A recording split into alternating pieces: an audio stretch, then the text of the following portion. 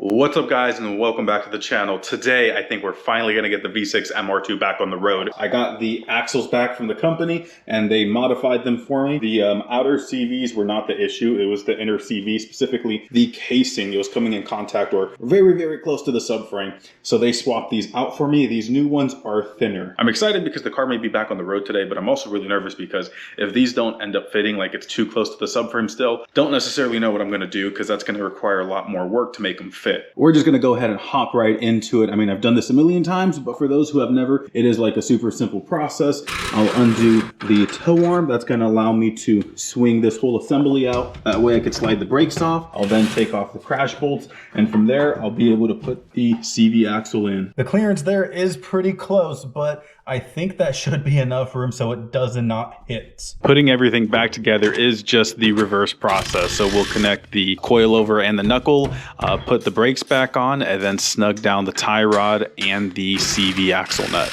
The first axle is pretty much all the way installed. The last thing I'll do is torque this down once the car is on the ground. Considering that this side was actually closer than the driver's side, I'm thinking the driver's side should fit with no issue as well. We'll go ahead and get started with that. I'll just throw the camera up on the tripod and we'll do a little time lapse.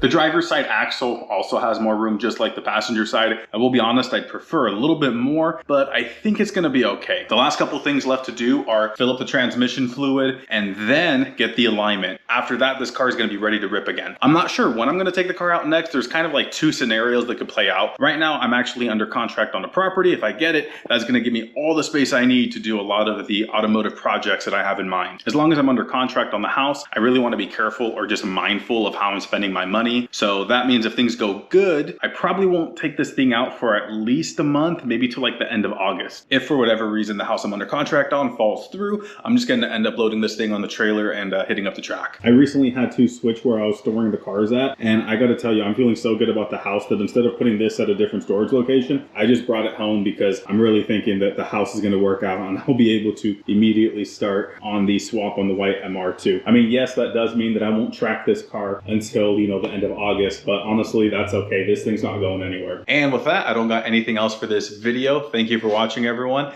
and I'll see you guys in the next one.